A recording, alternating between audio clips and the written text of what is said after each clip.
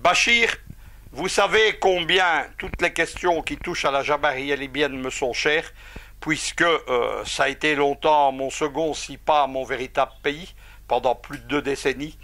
La Jamaïa, la personne de Kadhafi, est évidemment au cœur même des ennuis de Nicolas Sarkozy, qui a été inculpé, mis en examen, qui a rencontré un juge d'instruction et qui avant a été gardé à vue comme un véritable délinquant. J'ai parlé de cette affaire comme la vengeance posthume de Kadhafi dans un éditorial il y a quelques jours. C'est bien de ça qu'il s'agit, puisque tous les ennuis de Sarkozy ont commencé avec une procédure qui est engagée contre lui pour financement frauduleux de ses campagnes électorales précisément par la Libye de Kadhafi, et pour lequel il a subi des écoutes dont il conteste la légalité. Cette affaire a 3 grands volets. Le premier volet, évidemment, c'est directement la question que vous venez me poser. Est-ce que ça va entraver le retour de Sarkozy en politique? Je pense que les ennemis de Sarkozy s'illusionnent un peu vite. C'est un véritable animal politique, c'est un prédateur. Il a une capacité de rebondir incroyable. Il y a un film de politique-fiction qui s'appelle La Conquête et qui explique, mais totalement basé sur un scénario et des faits réels, comment il s'est emparé de la présidence. Lorsqu'on a vu ce film, on comprend évidemment que ce n'est pas cette procédure qui va l'arrêter. Est-ce que Sarkozy va faire son retour en politique? Mais il l'a déjà fait. Et principalement, cette affaire lui sert de tremplin. Va lui servir de tribune politique, va lui servir aussi à déstabiliser un gouvernement français qui est en pleine période de faiblesse, qui a été laminé aux élections du 25 mai dernier. Donc la question va-t-il revenir? Oui, bien entendu. Ce que l'avenir fera de cette procédure, je voudrais quand même attirer votre attention sur des choses qu'il faut comprendre. C'est que ce n'est pas parce qu'un juge d'instruction ouvre un dossier contre vous, ce n'est pas parce qu'il vous met en examen, on dit inculpé dans d'autres procédures, ce n'est pas pour ça que vous allez être condamné forcément.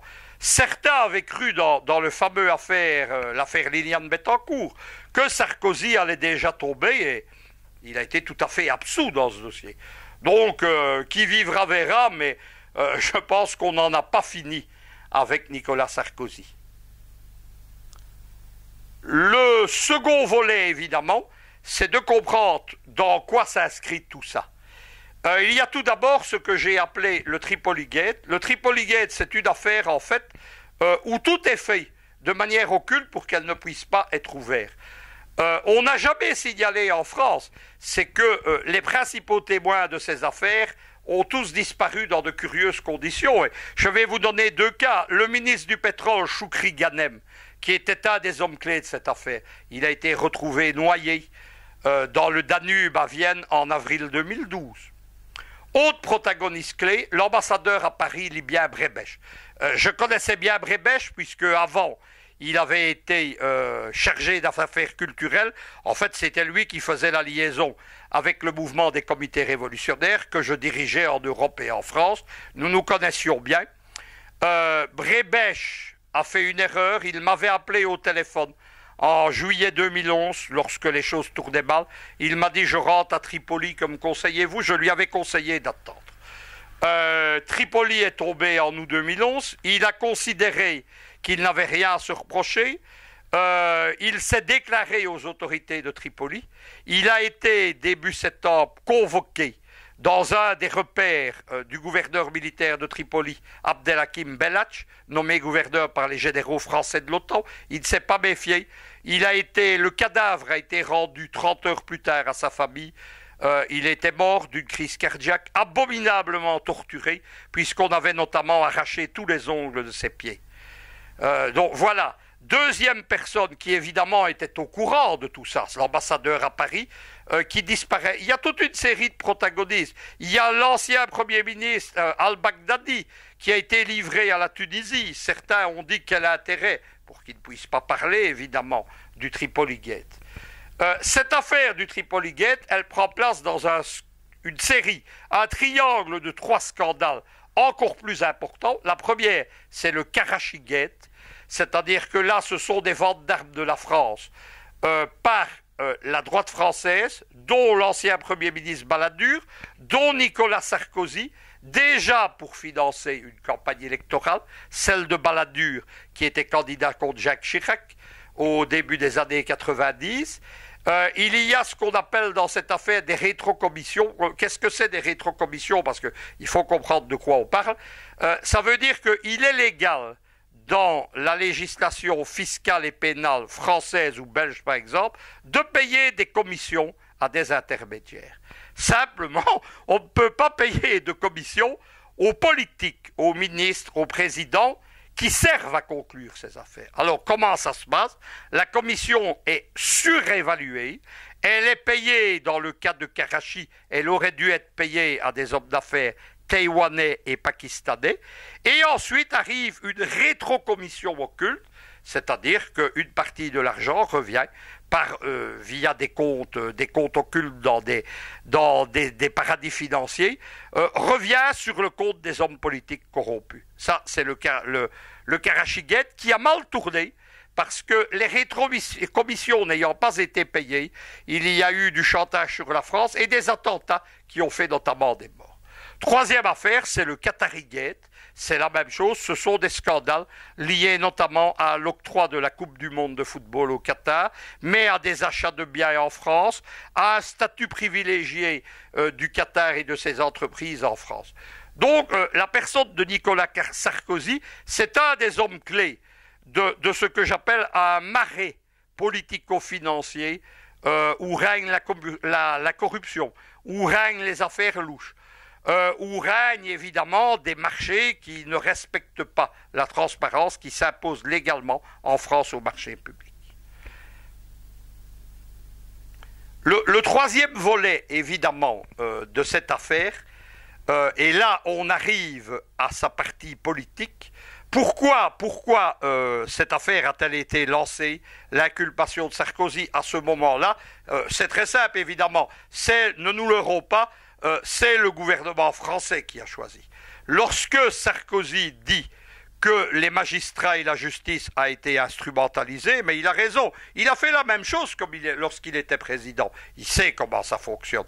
C'est un délinquant, mais il n'empêche que là-dessus, il a dit la vérité. Et le grand bâtonnier de Paris, qu'on ne peut pas soupçonner non plus, a confirmé ses propos, alors que d'autres hommes politiques français, comme le président Debré du Conseil constitutionnel, ont tenté de les minoriser. La classe politique française, elle est en crise profonde, et donc les socialistes n'ont pas voulu que Nicolas Sarkozy, qui a, sans les affaires, sans le Tripoli-Gate, etc., aurait un boulevard politique devant lui, puisse revenir. Qu'est-ce qui s'est passé comme crise? C'est très simple. Le Parti socialiste français a mal vécu, c'est un euphémisme, les élections du 25 mai 2014. Il y a eu 60% d'abstention. C'est ça le premier parti de France. C'est absolument pas les néofascistes du Front National. Secondement, à ces élections, le parti de Marine Le Pen a été en tête, mais avec 10% réel de l'électorat qui a voté, donc il n'y a pas du tout de danger fasciste en France, comme certains gauchistes ou comme le Parti socialiste essayent de le faire croire. Le parti de François Hollande a fait 6% des votes réels, c'est avec ça qu'il gouverne, qu'il a la majorité à l'Assemblée nationale ou au Sénat. C'est évidemment difficilement tenable politiquement. L'UMP, elle a fait une dizaine de pourcents, c'est pas mieux non plus. Donc j'explique bien à vos lecteurs, à vos téléspectateurs, ils vont lire le contraire, ils vont lire 20%. Les chiffres, ce sont les chiffres exprimés. Lorsqu'on constate 60% de gens qui ne vont pas voter, il reste 40% de Français qui ont émis un suffrage, et donc ça devient en fait un pourcentage réel de 40%. Donc la droite elle-même est en crise. Elle a toute une série de leaders et Sarkozy veut en profiter pour s'imposer, évidemment. Et alors, troisième compère de ce système, c'est le Front National, qui n'est pas le grand parti aux portes du pouvoir qu'on voudrait faire croire. C'est un parti mal structuré, mal organisé. C'est un parti constitué de briques et de broc avec des gens qui ne s'entendent pas. Il y a par exemple une aile géopolitique avec le géopoliticien Choprat qui est pro-russe, qui n'est pas très loin des thèses que je défends, mais c'est isolé. Il y a à côté de ça des néofascistes qui, au moment de la crise ukrainienne, soutiennent des mouvements comme Svoboda. Tout ça n'est pas très clair. Le Front National, depuis qu'il existe, il faut qu'on comprenne ça en Afrique, il faut qu'on le comprenne en Europe, c'est un pion. C'est un pion qui a été créé par la droite, par les services spéciaux de Charles Pasqua en 1972, et depuis, il a été alternativement instrumentalisé par la gauche ou la droite au gré des cycles politiques français, soit pour déstabiliser la droite lorsqu'elle était puissante ou faible, ou pour déstabiliser le PS lorsqu'il était au pouvoir.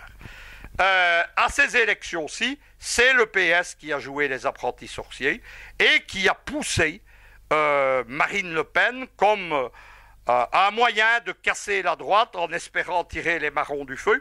On a vu ce que ces apprentis sorciers ont réussi.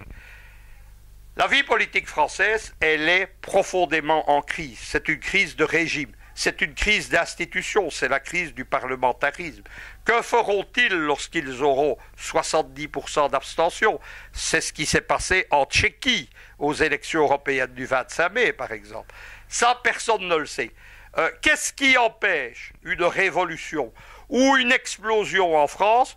Ce sont deux phénomènes bien particuliers, c'est-à-dire que la possibilité d'une crise a été pensée par le régime français. Il y a donc d'une part des digues. Il y a une digue à droite, c'est le Front National. Il y a une digue à l'extrême gauche, ce sont les divers mouvements d'extrême gauche. Leur but, c'est d'encadrer le mécontentement, d'empêcher que ce mécontentement ne s'exprime non pas à l'intérieur du système, mais contre lui, et aussi d'empêcher que la gauche radicale et la droite contestataire ne se rejoignent, ne fassent un front uni, ce qu'on appelle un front transversal contre le système. C'est la politique, par exemple, que moi je prône depuis les années 1980 pour détruire le système parlementaire occidental. Mais on n'est nulle part à ce point de vue-là. La troisième chose, évidemment, c'est le cadenassage de l'information et de la vie politique qui fait qu'il n'y a pas d'alternative politique structurée. Pour qu'il y ait une révolution, il faut une crise sociale ou politique, il faut une base révolutionnaire et il faut un parti révolutionnaire, comme Lénine l'a bien expliqué. Le seul qui essaye pour le moment en Europe de construire un parti révolutionnaire de type léniniste, c'est mon organisation, le PCN, mais nous sommes au départ parce que nous n'avons pas de grands moyens. Pour le moment, nous formons des hommes, parce qu'avant d'avoir un mouvement, il faut des têtes bien faites, ouvertes à ces concepts. En attendant, le régime français se survit, il passe d'une crise à un cycle, il élève de fausses alternatives. Avant le Front National, il y a eu les écologistes, les Verts. Ça se passe exactement de la même façon en Belgique ou en Italie. Voilà ce qui existe. Simplement maintenant, des partis émergent dans d'autres pays. Il y a le fameux parti de Nigel Farage, l'UKIP, qui est le véritable gagnant des élections européennes, qui a fait un grand bloc anti-Union européenne au Parlement européen, ce que Marine Le Pen a été parfaitement incapable de faire. Il y a également le mouvement 5 étoiles en Italie, il y a des mouvements anti-Union européenne en Allemagne, dans d'autres pays. En Roumanie, il y a également des mouvements qui émergent. Ces mouvements utilisent, ça sera ma conclusion, ce qui est l'alternative même au parlementarisme bourgeois, c'est la démocratie directe.